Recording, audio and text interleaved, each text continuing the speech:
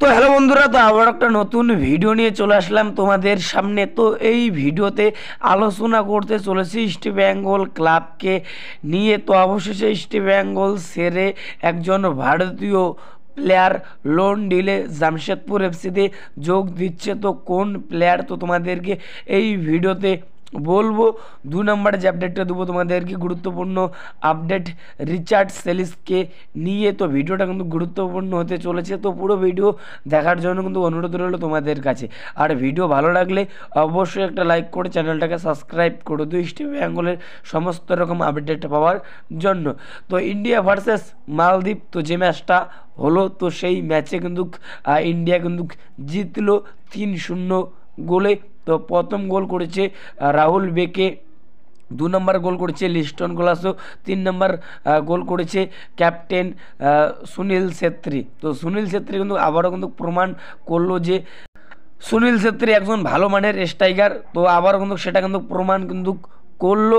তো ইন্ডিয়া যথেষ্ট কিন্তু ভালো খেলেছে, মালদ্বীপের থেকে যথেষ্ট ভালো খেলেছে। তো ইন্ডিয়ার প্রত্যেকটা প্লেয়ারই কিন্তু অসাধারণ কিন্তু খেললো এই ম্যাচে। তো এই খেলাটা কার কার ভালো লেগেছে অবশ্যই ভাই কমেন্ট করে জানাও।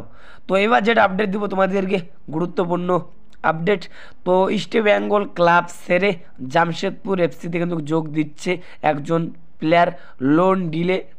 তো সেই প্লেয়ারটা হলো ডিফেন্ডার ইস্ট বেঙ্গলের রাইট ব্যাক প্রভাত লাকড়া।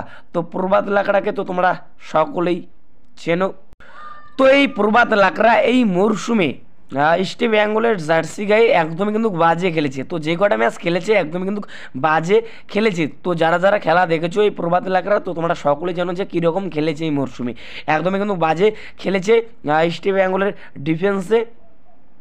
তো কোচ অস্কার ব্রুজনের এই প্লেয়ারের খেলা থেকে কিন্তু একদমই কিন্তু পছন্দ কিন্তু হয়নি। তো সেই কারণে এই প্লেয়ারকে লোন ডিলে কিন্তু জামশেদপুর এফসিতে কিন্তু পাঠাচ্ছে। তো এরকমই কিন্তু আপডেট পাওয়া যাচ্ছে। তো যদি সব ঠিকঠাক থাকে এই প্রভাত লাকড়া ইস্ট বেঙ্গল ক্লাব সেরে লোন ডিলে কিন্তু জামশেদপুর এফসিতে কিন্তু যোগ দিচ্ছে। তো যতটুকু আপডেট পেয়েছি তো তোমাদেরকে বললাম। তো এই বিষয়ে কোনো আপডেট পেলে তো তোমাদেরকে অবশ্যই জানাবো। তো এরপরে যে আপডেটটা দেবো তোমাদেরকে, গুরুত্বপূর্ণ আপডেট রিচার্ড সেলিসকে নিয়ে। তো রিচার্ড সেলিসকে তো তোমরা সকলেই চেনো, ইস্ট বেঙ্গলের নতুন সাইনিং। তো এই মরশুমে ইস্ট বেঙ্গলের ম্যানেজমেন্ট এই প্লেয়ারকে শর্ট টার্ম কিন্তু কন্ট্রাক্টে কিন্তু সই করায়। তো তোমরা সকলেই জানো। তো এই প্লেয়ারের সাথে এবছরে 2025-এ 31 মে কিন্তু কন্ট্রাক্ট কিন্তু শেষ হয়ে যাচ্ছে। তো ম্যানেজমেন্ট এই প্লেয়ারকে কিন্তু আশা করে কিন্তু টিমে কিন্তু নিয়ে এসেছিলো। তো তোমরা সকলেই জানো যে রিচার্ড সেলিস ভালো খেলবে, টিমকে জেতাবে। তো সেটা কিন্তু করতে কিন্তু পারেনি, একদমই কিন্তু বাজে খেলেছে। তো ইস্ট বেঙ্গলের হয়ে তো যে কটা ম্যাচ খেলেছে একদমই কিন্তু বাজে খেলেছে। তো এই প্লেয়ারকে কিন্তু কোচ অস্কার ব্রুজন কিন্তু সেরে দিতে চেয়েছিল। তো তোমরা সকলেই জানো। তো তার সঙ্গে কিন্তু আর কন্ট্রাক্ট কিন্তু বাড়াতে কিন্তু চায়নি ইস্ট বেঙ্গলের ম্যানেজমেন্ট। তো তাকে কিন্তু সেরে দিতে চেয়েছিল। তো তোমরা সকলেই জানো। তো এই মুহূর্তে যেটা আপডেট পাওয়া যাচ্ছে, তো কোচ অস্কার ব্রুজন এই রিচার্ড সেলিসকে একটা কিন্তু সুযোগ দিল। তো সুপার কাপে যে ম্যাচটা হবে কেরালা ব্লাস্টার এফসির সঙ্গে, তো সেই ম্যাচে যদি এই রিচার্ড সেলিস ভালো খেলে, দলের হয়ে যদি ভালো খেলতে পারে কেবিএফসির বিরুদ্ধে, তো যে ম্যাচটা হবে সুপার কাপের কেবিএফসির সঙ্গে, তো সেই ম্যাচে যদি ভালো খেলে তাহলে কোচ অস্কার ব্রুজন এই প্লেয়ারকে রেখে দিবে। আর যদি খারাপ খেলে তাহলে কিন্তু তার সঙ্গে আর কিন্তু কন্ট্রাক্ট কিন্তু বাড়াবে না, তো তাকে কিন্তু সেরে দিবে। তো এখন এটাই দেখার বিষয় সুপার কাপে রিচার্ড সেলিস কীরকম খেলে।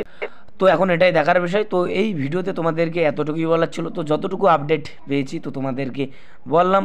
তো যদি ভিডিওটা ভালো লাগে অবশ্যই একটা লাইক করে চ্যানেলটাকে সাবস্ক্রাইব করে দিও ইস্ট বেঙ্গলের সমস্ত রকম আপডেট পাওয়ার জন্য। তো দেখা হচ্ছে পরবর্তী ভিডিওতে।